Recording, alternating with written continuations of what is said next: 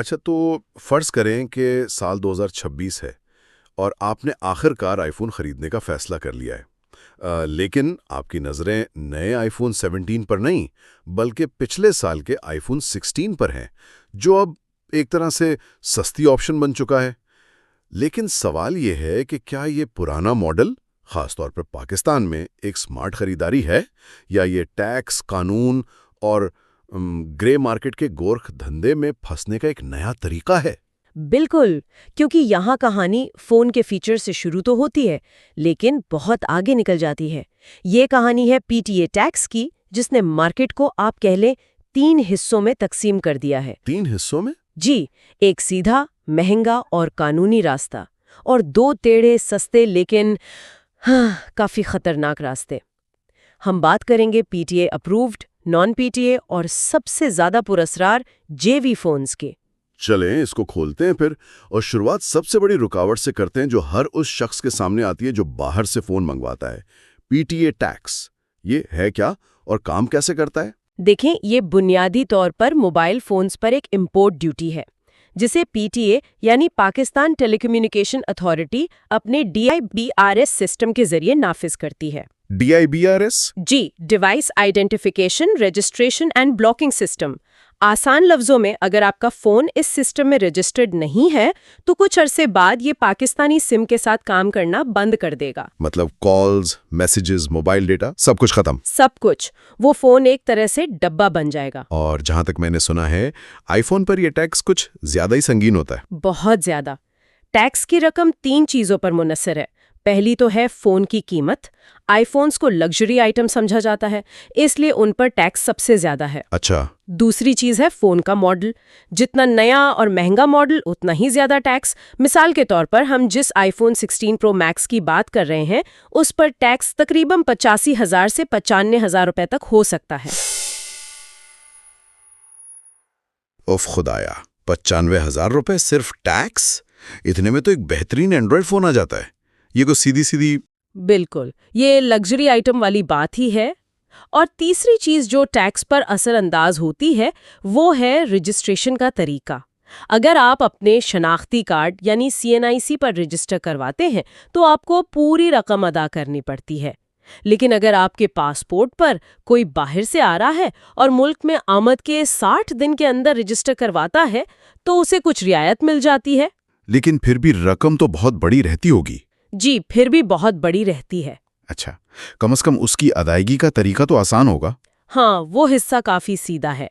آپ اپنے فون سے *06# ڈائل کر کے اس کا IMEI نمبر نکالتے ہیں، اسے پی ٹی اے کی ویب سائٹ یا ایپ پر ڈالتے ہیں، جس سے ایک PSID مطلب پیمنٹ سلپ ID جنریٹ ہوتی ہے۔ پھر آپ یہ رقم کسی بھی بینکنگ ایپ، ATM یا ایزی پیسہ، جیز کیش کے ذریعے ادا کر دیتے ہیں۔ عمل آسان ہے۔ جی، عمل آسان ہے، لیکن اصل مسئلہ اس رقم کو جیب سے نکالنا ہے جو فون کی قیمت کا ایک بڑا حصہ بن جاتی ہے۔ اور اسی بڑی رقم نے مارکیٹ میں کچھ بہت ہی دلچسپ اور خطرناک راستے بنا دیے ہیں۔ لوگ اس ٹیکس سے بچنے کے لیے کیا کچھ نہیں کرتے۔ یہیں سے کہانی میں آئی فون کی 3 قسمیں داخل ہوتی ہیں۔ جی، پہلا راستہ تو سیدھا اور قانونی ہے، پی ٹی اے اپرووڈ۔ آپ فون خریدتے ہیں، پورا ٹیکس ادا کرتے ہیں اور آپ کا فون کسی بھی پاکستانی سم کے ساتھ ہمیشہ کے لیے رجسٹرڈ ہو جاتا ہے۔ ذہنی سکون کا راستہ۔ بالکل، لیکن سب سے مہنگا بھی۔ مثال کے طور پر 2026 میں آئی فون 16 پرو میکس 256 GB والا، اس کی آفیشل قیمت ٹیکس کے ساتھ تقریباً 5,40,000 روپے ہے۔ 5,40,000، جو کہ ظاہر ہے زیادہ تر لوگوں کی پہنچ سے باہر ہے۔ تو پھر آتا ہے دوسرا راستہ۔ دوسرا راستہ ہے نان پی ٹی اے۔ یہ وہ فون ہے جس پر ٹیکس ادا نہیں کیا گیا ہوتا۔ یہ پی ٹی اے اپرووڈ سے کافی سستا ہوتا ہے، تقریباً 4,20,000 کا۔ اچھا۔ یہ فون پاکستانی سم ڈالنے پر 2 سے 4 ماہ تک بالکل ٹھیک کام کرتا ہے، اور پھر پی ٹی اے اسے بلاک کر دیتا ہے۔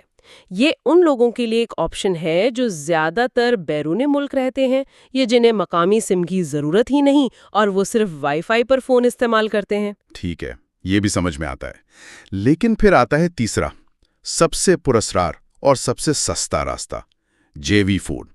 اس کی قیمت تقریباً 2,80,000 روپے۔ ایک منٹ، آدھی قیمت؟ یہ کیسے ممکن ہے؟ کیا یہ فون چوری کے ہوتے ہیں یا ان میں کوئی پرزہ نکلی ہوتا ہے؟ مجھے اس پر یقین نہیں آ رہا۔ آپ کا شک بالکل ٹھیک ہے، یہیں پر اصل گورکھ دھندا ہے۔ تکنیکی طور پر جے وی کا مطلب ہے کہ یہ فون کسی دوسرے ملک کے نیٹ ورک پر لاکڈ ہے، جیسے امریکہ کا AT&T یا ورائزن۔ او، نیٹ ورک لاکڈ۔ جی، مارکیٹ میں اس کے کئی نام چلتے ہیں، کوئی اسے جوائنٹ وینچر کہتا ہے، کوئی جیل بریک وکٹری، لیکن اصل کہانی لاک ہونے کی ہے۔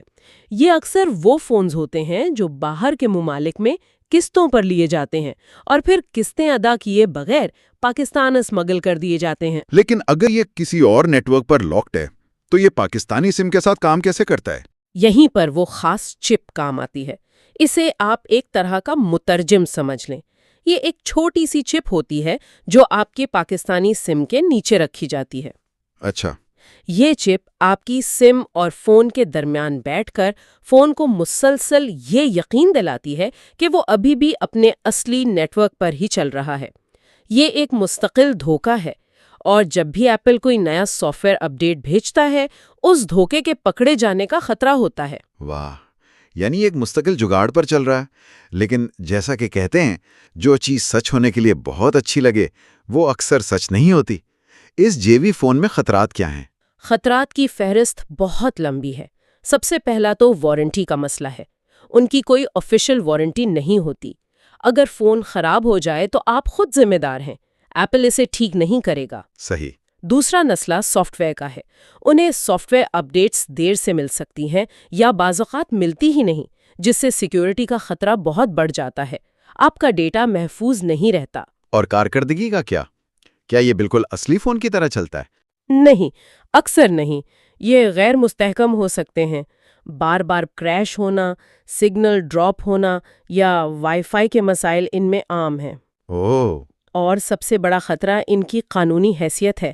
چونکہ یہ اکثر قسطیں ادا نہ کیے گئے فون ہوتے ہیں، اس لیے وہ کمپنی یا ایپل انہیں کسی بھی وقت عالمی سطح پر بلیک لسٹ کر سکتا ہے۔ Black list? جی، اور اگر ایسا ہو گیا تو آپ کا فون دنیا میں کہیں بھی کسی سم کے ساتھ کام نہیں کرے گا۔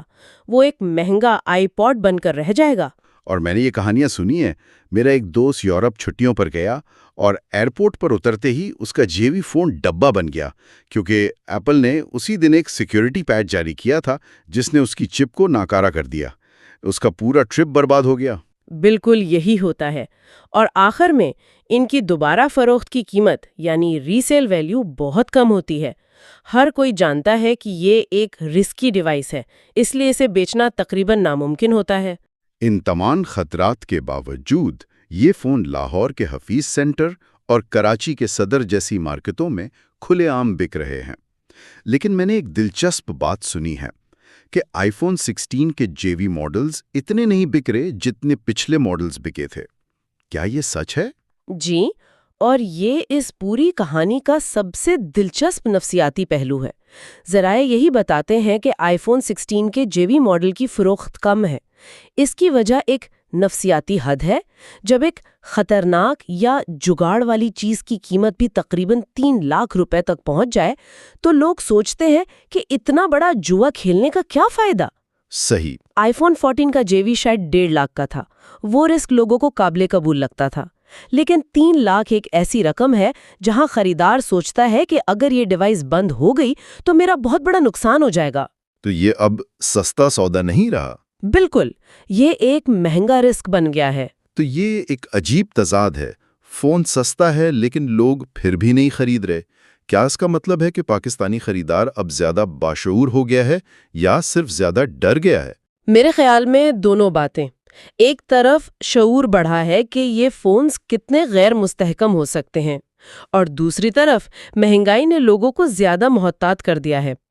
3 لاکھ روپے ایک بہت بڑی سرمایہ کاری ہے جسے کوئی بھی ایک سافٹ ویئر اپ ڈیٹ پر داؤ پر نہیں لگانا چاہتا۔ ٹھیک ہے، یہ تو ہو گئی مارکیٹ کی بھول بھلیاں۔ اب فرض کرتے ہیں کہ کوئی شخص یہ تمام رکاوٹیں عبور کر کے ایک قانونی پی ٹی اے اپرووڈ آئی فون 16 خرید لیتا ہے، تو کیا یہ سفر اس قابل تھا؟ کیا یہ فون خود 2026 کے معیار پر پورا اترتا ہے؟ یہاں آ کر کہانی مزید پیچیدہ ہو جاتی ہے۔ کچھ چیزیں آج بھی بہترین ہیں۔ اس میں A18 چپ اور 8 GB ریم ہے، روزمرہ کے کاموں اور ملٹی ٹاسکنگ کے لیے شاندار ہے۔ ایپس تیزی سے کھلتی ہیں، سوئچ کرنا بہت ہموار ہے، ڈیزائن پریمیم ہے اور کیمرہ بھی عام استعمال کے لیے بہترین ہے۔ یہ تو سب اچھا لگ رہا ہے، تو پھر مسئلہ کہاں ہے؟ مسئلہ ایک ایسی جگہ ہے جسے آپ ہر سیکنڈ دیکھتے ہیں، اس کی اسکرین۔ آئی فون 16 میں 60 ہرٹز کی ریفریش ریٹ والی اسکرین ہے۔ اوکے، میرا مطلب ہے عام صارف کو 60 اور 120 ہرٹز کے فرق سے کیا لینا دینا؟ کیا ہم ٹیکنالوجی کے شوقین لوگ اس بات کو بڑھا چڑھا کر تو پیش نہیں کر رہے؟ یہ ایک بہت اچھا سوال ہے۔ شاید ایک عام صارف کو تکنیکی اصطلاح ہرٹز سے فرق نہ پڑتا ہو، لیکن اسے اس کے نتیجے سے ضرور فرق پڑتا ہے۔ 120 ہرٹز کی اسکرین پر جب آپ سکرول کرتے ہیں تو ہر چیز مکھن کی طرح ہموار محسوس ہوتی ہے۔ اچھا، ایک بار جب آپ کی آنکھیں اس کی عادی ہو جائے تو 60 ہرٹز کی اسکرین پر واپس جانا بہت چبھتا ہے۔ ایسا لگتا ہے جیسے فون سست ہو گیا ہے یا اٹک رہا ہے، چاہے اس کا پروسیسر کتنا ہی تیز کیوں نہ ہو۔ تو سافٹ ویئر بھی اس کو چھپا نہیں سکتا؟ بالکل نہیں۔ ایپل نے iOS 26 میں اینیمیشنز کو بہتر کرنے کی کوشش کی ہے، لیکن وہ ہارڈ ویئر کی اس کمی کو چھپا نہیں سکتا۔ 2026 میں ایک فلیگ شپ فون پر 60 ہرٹز کی اسکرین دینا ایک بہت بڑا سمجھوتا ہے۔ اور ایپل انٹیلیجنس کا کیا بنا، جس کا 2024 میں بہت شور تھا؟ کیا وہ اب تک بہتر ہوا ہے؟ افسوس کی بات ہے کہ نہیں۔ 2026 میں بھی وہ ایک بیٹا سافٹ ویئر جیسا محسوس ہوتا ہے۔ یہ ایک کلاسک کیس ہے جہاں ایپل نے بہت بڑے وعدے کیے لیکن ڈیلیور نہیں کر سکا۔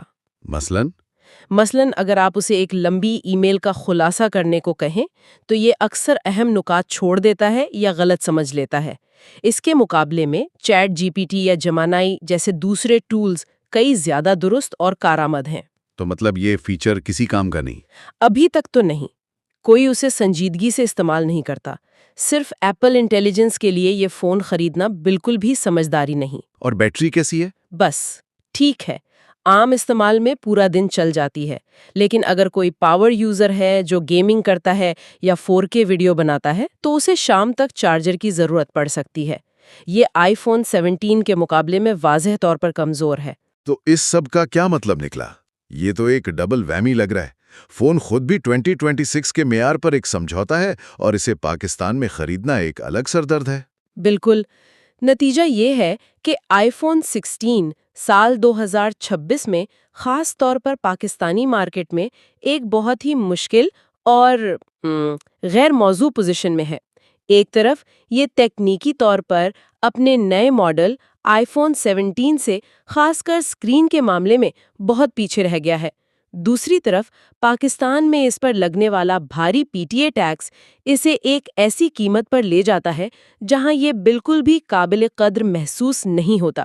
اور جو لوگ سستے راستے جیسے جیوی کی طرف دیکھتے تھے، وہ بھی اب اس کے لیے 3 لاکھ روپے کا رسک لینے سے ڈر رہے ہیں۔ بالکل، لہٰذا ہماری سفارش یہی ہے کہ جب تک کوئی غیر معمولی رعایت نہ ملے، اس سال آئی فون 16 خریدنے سے گریز کیا جائے۔ بہتر ہے کہ پیسے بچا کر آئی فون 17 لیا جائے۔ صرف اسکرین کے فرق کی وجہ سے؟ صرف 60 ہرٹز سے 120 ہرٹز اسکرین کا فرق ہی اضافی قیمت کو جواز فراہم کرتا ہے۔ اس کے علاوہ آئی فون 17 میں بہتر کیمرے اور ڈبل بیس سٹوریج جیسی اپ گریڈز بھی ہیں، جو اسے ایک کہیں زیادہ بہتر اور مستقبل کے لیے محفوظ سرمایہ کاری بناتی ہیں۔ تو آخر میں سوال یہ بچتا ہے کہ جب ایک فون سٹیٹس سمبل بن جائے اور اس کی اصل قیمت اتنی ہو کہ زیادہ تر لوگ اسے قانونی طور پر خرید نہ سکیں، تو کیا اس طرح کی خطرناک اور غیر قانونی چور مارکیٹیں بننا لازمی نہیں؟ اور یہ ہمارے مستقبل کے بارے میں کیا بتاتا ہے، جہاں لاکھوں صارفین کے لیے اصلی اور جگاڑ والے تجربے کے درمیان کا فرق ہی روزمرہ کی حقیقت بن جائے؟ یہ ایک سوچنے کی بات ہے۔